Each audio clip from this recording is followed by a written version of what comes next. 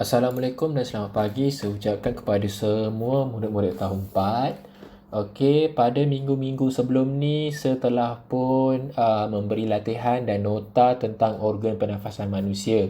Tajuk ni telah pun kita belajar sebelum sekolah kita tutup lagi. Waktu kita dekat dalam kelas, saya dah ajar dah pun tajuk ni. Tapi kita akan ulang balik supaya kamu lebih mudah faham dan lebih mudah ingat tentang tajuk ini.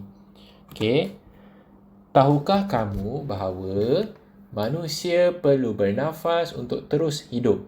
Okey, manusia, binatang, semua hidupanlah yang hidup wajib bernafas untuk hidup. Dan semasa manusia bernafas, terdapat beberapa organ yang terlibat untuk membolehkan proses pernafasan ini berlaku. Okey, untuk manusia, organ yang terlibat dalam proses pernafasan yang pertama adalah hidung. Okey, tengok ni gambar hidung. Lepas tu trakea. Okey, trakea adalah ni laluan ni namanya trakea. Dan yang terakhir sekali organ namanya peparu. Okey, ada ni peparu gambar dia. Ini adalah organ-organ manusia yang terlibat dalam proses pernafasan. Bila kamu bernafas, kamu kena ingat pasal 3 ni. Mula-mula udara akan masuk ke hidung. Dia pergi lalui ni, nama jalan ni adalah trakea. Jalan pergi ke peparu, namanya trakea. Dan last kali destinasi dia adalah peparu. Okey, dekat sini gas oksigen dan karbon dioksida bertukar. Apa tu gas oksigen dan karbon dioksida? Sekejap lagi saya akan terangkan. Apa yang berlaku dalam badan kita semasa kita bernafas? Okey, semasa di hidung. Tengok sini Semasa di hidung, udara dekat luar ni, udara dekat luar ada oksigen. Yang biru-biru ni mewakili gas oksigen. Yang merah ni mewakili gas karbon dioksida. Tengok ni, dia kata, "Hai, saya oksigen. Saya dan kawan-kawan disedut masuk ke dalam hidung." Ini adalah kandungan udara yang kamu sedut dekat luar. Okey. Tengok ni pula dekat trakea. Semasa tarik nafas ada banyak biru-biru ni kan. Yang biru-biru ni tadi saya cakap oksigen. Okey, jadi oksigen masuk. Kami sedang melalui trakea.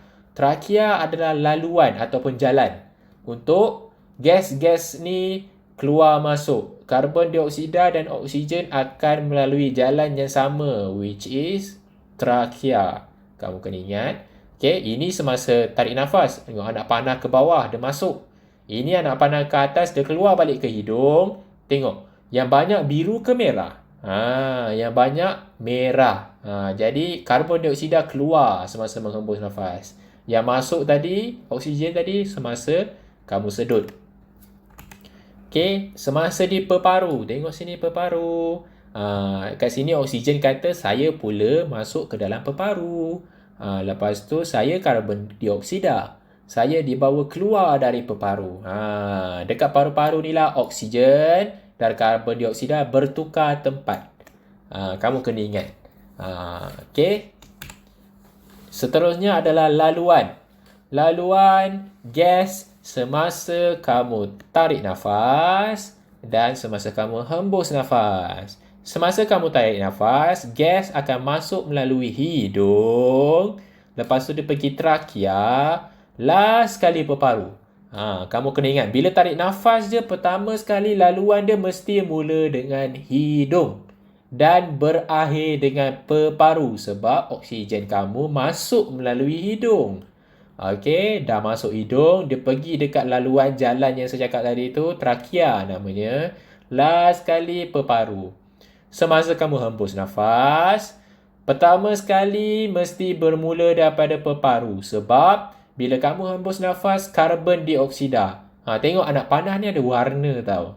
Warna biru mewakili oksigen, warna merah mewakili karbon dioksida. Jadi bila kamu hembus nafas, karbon dioksida dekat paru-paru kamu tu dia akan balik ke laluan nama trakea ni dan last sekali dikeluarkan melalui hidung. Tengok ni, mula dengan peparu, berakhir dengan hidung. Laluan dekat tengah-tengah ni namanya trakea. Kamu kena ingat ni, laluan-laluan gas. Laluan gas pula. Laluan gas. Semasa proses pernafasan. Seterusnya, tadi laluan gas. Sekarang ni adalah keadaan badan kamu. Macam saya cakap tadi, anak panah warna biru mewakili oksigen, anak panah warna merah mewakili karbon dioksida. Okey, bila kamu tarik nafas, tengok keadaan dada semasa menarik nafas. Bila kamu tarik nafas, biru ni masuk, dada kamu menaik. Kalau tak percaya, kamu letak tangan kamu dekat dada dan kamu tarik nafas. Kamu akan rasa yang dada kamu menaik. Okay, kita tengok pula keadaan dada semasa menghembus nafas. Warna merah ni tengok anak panah dia, udara keluar. Dada kamu menurun. Lagi sekali, kamu letak tangan dekat dada. Kamu tarik nafas. Kamu rasakan dada kamu jadi apa dan kamu hembus pula. Bila kamu hembus, dada kamu turun. Kenapa semasa kamu tarik nafas ni, dada kamu menaik? Ingat tak sebelum ni seada bagi kamu belon dalam kelas. Bila kamu tiup belon tu kembang. Bila kamu lepaskan udara dalam belon tu, belon tu jadi kempis. Belon tu sebenarnya adalah paru-paru kamu kat dalam badan. Bila udara masuk, kamu tiup tu maksudnya udara masuklah kat dalam peparu tu kan. Kat dalam belon tu. Peparu kamu kembang, jadi dada kamu pun naik. Sebab dekat dalam peparu kamu dah ada udara, jadi peparu kamu semakin kembang. Bila kamu hembus nafas, semua udara dekat dalam peparu tu, gas kat dalam peparu tu keluar daripada badan kamu.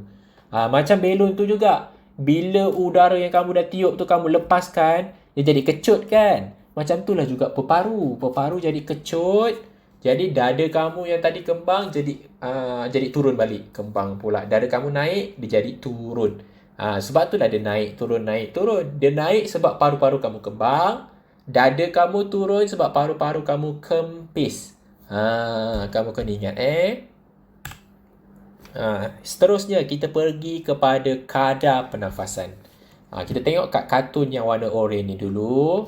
Kadar pernafasan adalah bilangan pergerakan dada kamu naik dan turun dalam 1 minit. Kadar pernafasan ni bermaksud bilangan dada kamu naik dan turun dalam 1 minit. Kadar pernafasan ada 3 jenis. Pertama sekali tengok bulat yang pertama. Kadar pernafasan rendah. Yang kedua, kadar pernafasan sederhana. Dan yang terakhir, kadar pernafasan tinggi. Kadar pernafasan ada 3, rendah, sederhana dan tinggi.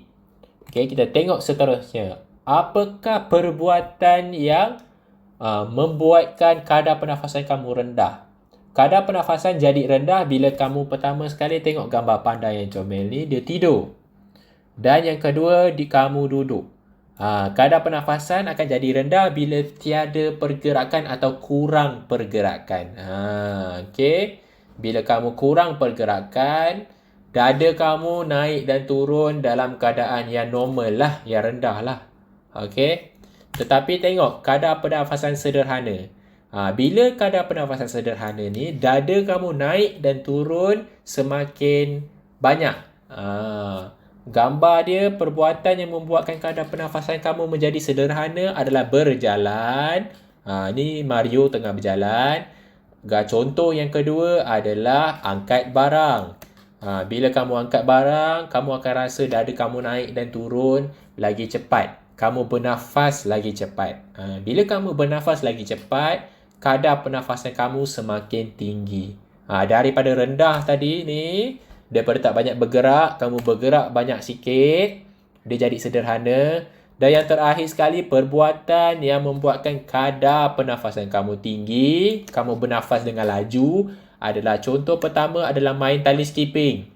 Okay, ataupun berenang. Semua aktiviti yang melibatkan banyak pergerakan dan membuatkan kamu cepat penat, dia adalah kadar pernafasan tinggi. Sebab bila kamu penat, kamu akan tarik nafas dengan laju. Jadi bila bernafas dengan laju, dada kamu naik turun dengan sangat laju. Sebab tu dia kadar pernafasan tinggi. Okey, boleh faham ke setakat ni?